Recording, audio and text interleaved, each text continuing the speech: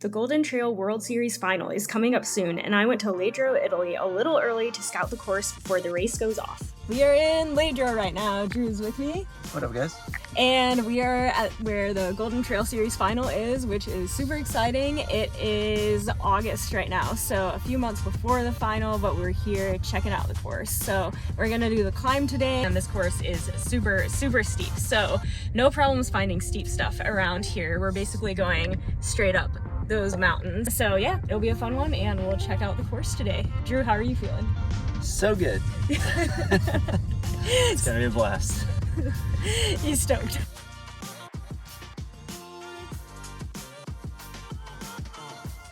It just immediately gets so steep. I know. We just hit a mile and 1,020 feet of gain so far. And I think it only gets steeper. This course starts off with a relatively flat first mile along the lake, then goes right into the main climb of the race, a 3.8 mile climb with 3,900 feet of gain, which averages out to a 19.4% grade. This climb is super steep, and there are a lot of rocks and roots on the trail, so it's not a particularly smooth climb. The real question with this climb is how hard to push on it. The climb is right at the start of the race, and after, we'll still have 8 more miles to race with a technical ridgeline and technical descent to run, so saving something in your legs during this climb is crucial. Drew and I made it partway up this climb today to Monte Coca, a summit with a gorgeous view of the lake below. Thoughts on the course? I don't know how you do it. Very humbled. No, you crushed. And I meant that. Drew actually did crush that run. He's also a runner, but he's training for the mile right now, which is totally different than training to run on the trails. Trails require a different type of muscle and strength, and it takes some time to build the right muscle to handle these types of trails, so going for this run pushed his limits like a hard track session would push my limits right now. The next day, I ran the rest of the climb past Monte Coca to the high point of the climb, near where we saw all the sheep yesterday, but now they had moved all the way up to the peak of the mountain. This run had some great vibes with the fog and sheep on the mountaintop, but just wait for a clear day because this ridgeline is beautiful. We're headed up the sketchy Euro roads.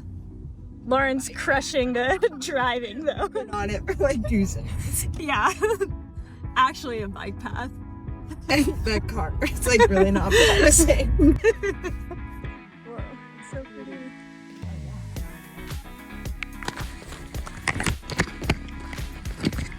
I wonder how far we'll end up making our way. Today, Lauren and I went up to the high point of the course to check out the ridgeline.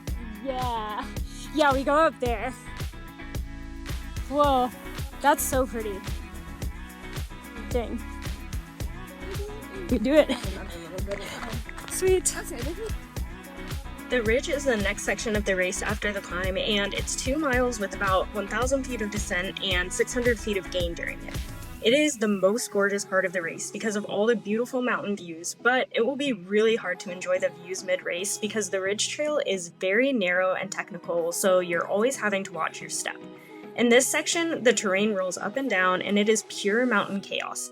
Mud, rocks, and punchy grades that hit 25 to 35% in spots. The ridge is so steep in sections that even though I'm only about 15 feet behind Lauren and filming right in front of me in the shot, she's about to disappear from the camera because the trail drops so quickly. Every step on this ridge demands balance and precision, and you're constantly switching between power hiking, steep pitches, and taking quick, controlled steps as you drop on the downhills. The descent is coming up, but on this section, you have to make sure that you don't torch your quads on the short and steep downhill sections on the ridge before you get there. European trails are unique from trails in the US because Europeans really don't like switchbacks that much, so almost every trail is straight down or up the natural grade of the mountain. This course is also unique because from the ridge, you can see a good amount of the course, so in the middle of the race, you know exactly where you are, where the finish is, and what you have to run to get there. And that brings us to the descent, which if you see a sign like this on the trail, you know it's going to be wild.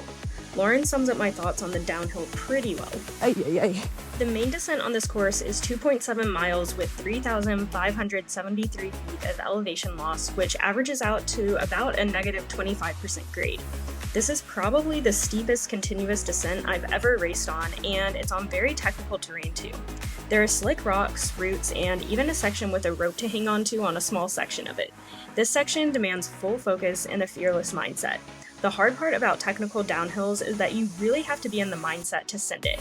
You're way more likely to slide and fall if you're timid on a downhill or try to brake or change directions too quickly, so the best thing to do on a techie downhill like this is to send it. I found that I have to zone into the right mindset on a downhill like this. It requires a different kind of focus than any other type of running, and it's probably a similar mindset that athletes in technical sports like skating or skateboarding have to be in to nail a jump. In a race like this, we have to be in this mindset for hours, which can be very taxing mentally, so mental strength plays a big part in a downhill like this. At the end of the downhill, we still have about 2.5 miles with rolling hills that makes up the last 600 feet of climbing in the race. That part of the race will probably be some of the fastest miles of the race, but it will be after a massive quad-crushing downhill, so the runners with the strongest legs definitely have an advantage at that point. Not only are we racing this course on Saturday, we also have a short course race called the Prologue that will run on Friday. The Golden Trail World Series is a professional trail running circuit that brings together some of the best mountain and trail athletes from around the world. This season includes 8 regular season races held across different countries, followed by a final week of racing to close out the year. Each regular season race offers a maximum of 200 points for the winner, with points awarded to the top 60 finishers. During the final weekend, athletes compete in 2 stages, a prologue worth up to 100 points and the grand final worth up to 300 points. An athlete's overall ranking is based on the points from their best 3 regular season races combined with their final weekend points. So the prologue and the final are both important races this weekend. The prologue starts off in town on roads and a bike path, then quickly turns into trails. The course is 4.3 miles with 1,670 feet of climbing and descending. The first part of this course includes the main climb, which is 1.3 miles with 1,450 feet of gain and averages out to a 21% grade. The trail flattens out and climbs a little less aggressively for about 400 meters before making a quick descent that's just as steep as the ascent on technical trails back to the town and finish area. The prologue is also unique because it's a time trial style race, meaning we don't all start together. We're lined up in order of our ranking and spaced out by 30 seconds, with the lowest ranked athlete first and the highest ranked athlete last. The whole race, you're trying to catch the person in front of you and make sure you aren't caught by the person behind you, while also keeping in mind that you have a longer, even more taxing race to run the next morning. The best analogy Lauren and I could come up with is that the Golden Trail Series final is like racing in the Olympic marathon, but you also have to race a 10K steeplechase the day before, and you could choose to relax a little during the steeple, but if you relax too much, you have no chance of being top 10 in the rankings. And that sums up the course for the Golden Trail Series final. I'm currently ranked 15th in the series, and I'm hoping to move up a few spots once the weekend is done, so watch for a race recap video coming out soon.